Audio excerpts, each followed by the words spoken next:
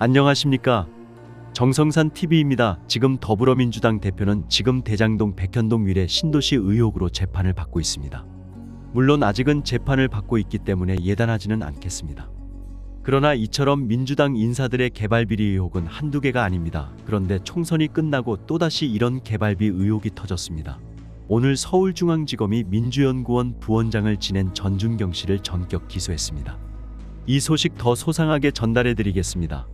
정성산TV 좋아요 구독 알림은 큰 도움이 됩니다.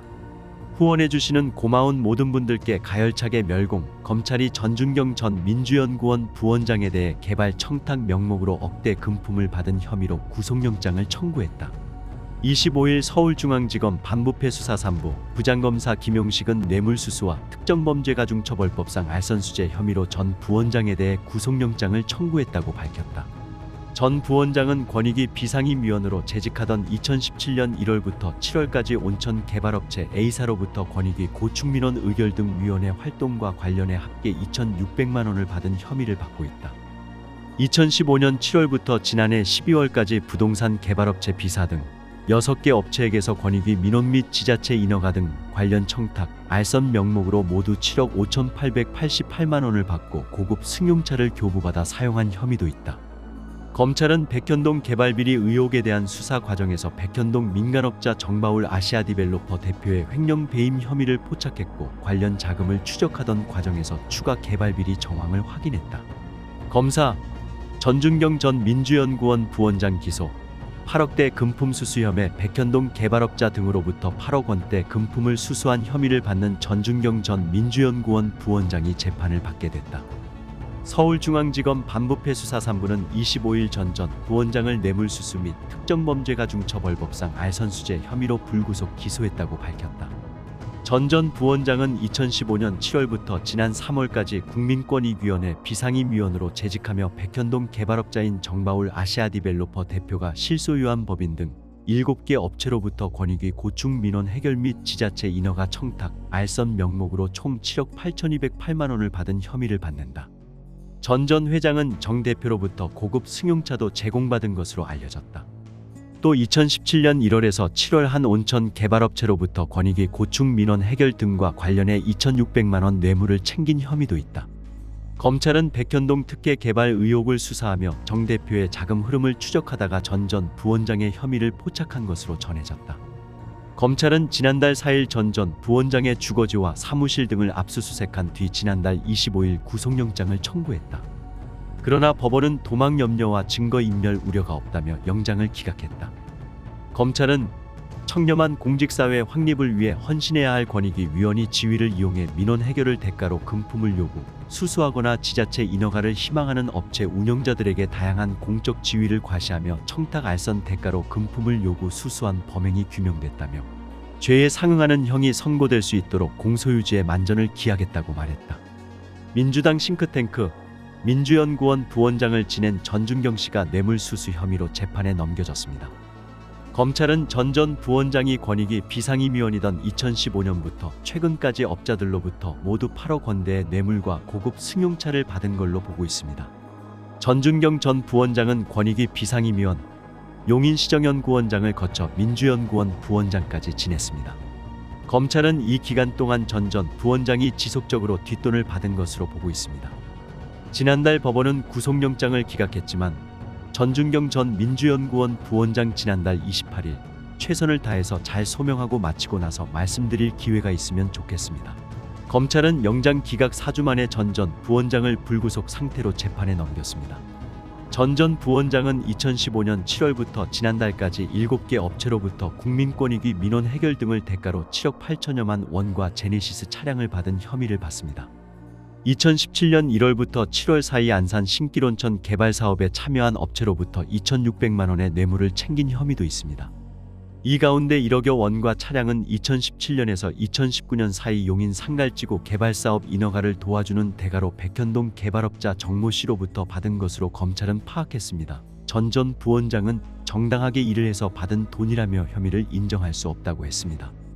이재명 국민의 승리, 기쁨 즐길 만큼 녹록한 상황 아니다. 더불어민주당 이재명 대표가 4.10 총선 승리에 대해 민주당의 승리가 아니라 우리 국민의 위대한 승리라고 평가했다. 이 대표는 11일 서울 여의도 중앙당사에서 열린 선거대책위원회 해단식에서 국민께서 이번 총선에서 민주당의 과반 목표를 초과 달성하는 지지와 성원을 보내주신 점에 대해 진심으로 감사드린다며 이같이 말했다. 이 대표는 국민이 행사한 한 표 한 표에 담긴 소중한 뜻을 우리 민주당이 전력을 다해 받들겠다며 민생의 고통을 덜고 국가적 위기 해소에 최선을 다하겠다고 말했다. 이 대표는 당선자 여러분께 특별히 당부 말씀을 드린다며 당의 승리나 당선의 기쁨을 즐길 정도로 현 상황이 녹록지 않다고 했다. 이어 선거 이후에도 늘났고 겸손한 자세로 주권자의 목소리에 귀 기울여야 한다고 덧붙였다. 이 대표는 선거가 끝났으므로 여야 정치권 모두가 민생 경제 위기 해소를 위해 온 힘을 함께 모아야 한다고 말했다.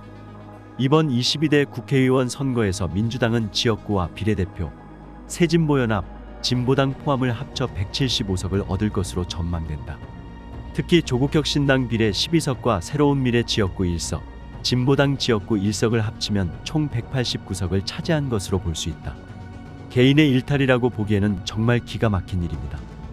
이렇게 야금야금 합니까? 지금 민주당에서 이런 뇌물 금품수수 알선 이런 피의자 피고가 얼마나 많습니까? 이재명은 이런 소식을 들으면 미치고 팔짝 뛸 겁니다. 본인이 받고 있는 뇌물 배임 혐의 재판 그리고 그 밑에서 벌어지는 이런 일들 국민들은 정말 총선은 끝났지만 다시는 이런 부패한 정치인들은 선별해야 될 겁니다. 대한민국 정치판 싹 다 갈아엎어야 될 것 같습니다. 총선 승리 후 법정 출석한 이재명, 남욱, 유동규 직접 신문법 다음 재판부터 7시까지 진행 속도 높일 듯. 12일 서울 서초구 서울중앙지법에서 열린 공직선거법 위반 혐의 재판을 위해 출석한 더불어민주당 이재명 대표는 쏟아지는 기자들의 질문에도 아무런 말을 하지 않고 법원에 들어갔습니다. 이날은 4.10 총선에서 민주당이 승리한 뒤 처음 있는 이 대표의 재판이었는데요. 이 대표는 총선 전날인 9일 대장동일에 백현동 및 성남 FC 배임 뇌물 혐의 재판에 출석하며 준비한 입장문을 약 11분 동안 읽은 것과는 달리 말을 아끼는 모습이었습니다. 당시 총선을 하루 앞둔 이 대표는 입장문이 적힌 종이를 꺼내들고 11분간 낭독하는 이례적인 모습을 보이기도 했습니다. 이 대표는 서울중앙지방법원 서관 입구 앞에 서서 윤석열 정부는 잡으라는 물가는 못 잡고 정적과 반대 세력만 때려잡고 있다며 지금까지 국민들 힘으로 쌓아온 대한민국 성과를 모두 무너뜨려 경제는 폭망했고 민생은 파탄났다고 강하게 비판했습니다. 재판부에 기일 변경 신청을 요청했지만 받아들여지지 않아 총선 전날에도 재판에 출석하는 상황에 대해서는 저의 손발을 묶는 게 정치 검찰의 의도인 것을 알지만 국민으로서 재판 출석 의무를 지키기로 했다며 제가 다 하지 못하는 제1야당 대표의 역할을 국민 여러분께서 대신해 달라고 말하기도 했습니다. 그러면서 꼭 투표에서 정권의 실패를 심판하고 국민을 배신한 정치 세력의 과반 의석을 반드시 막아달라고 말한 뒤 법원 안으로 들어갔습니다. 한편 이날 열린 재판에서 이 대표는 증인으로 출석한 유동규 전 성남도시개발공사 사장 직무대리를 상대로 직접 반대 신문에 나섰습니다. 이 대표는 증인은 남욱 변호사가 위례 사업을 성공시킬 방안을 가져온 것을 내게 구두로 보고했다고 얘기하는데 원래 보고하려면 보고서를 만들어서 보고하는 게 정상 아닌가라고 물었습니다. 이에 유 전 직무대리는 시장님 정무적인 일 보고할 때 보고서 만들라고 하셨습니까? 정무적인 일은 보고서 남기십니까? 라고 되물었고 이 대표가 그게 무슨 정무적인 일이냐고 유 전 본부장은 저한테 잘 진행해보라고 하셨지 않습니까? 제가 그걸 시장님이 하지 말라는데 어떻게 진행합니까? 라며 목소리를 높였습니다. 또 이 대표가 대장동이 민간개발이 아닌 공모 방식으로 진행돼 남욱이 기득권을 잃은 건 맞지 않느냐고 하자 유 전 본부장이 대신 이득 본 김만배가 있잖아 만배가 라며 큰 소리를 내기도 했습니다. 나흘 뒤인 16일 열린 대장동일에 백현동 및 성남 FC 배임 뇌물 혐의 재판에도 이 대표는 예정대로 출석했습니다. 서울중앙지법 형사합의 33부 부장판사 김동현의 심리로 열린 재판에서 이 대표는 위례신도시 사업 추진과 관련해 민간 사업자와 유착했다는 주장에 대해 범죄에는 동기가 필요한 것인데 저에게 주어질 이익이나 혜택이 전혀 없었다며 이익이 없기에 범행 동기 역시 없다고 혐의를 전면 부인했습니다.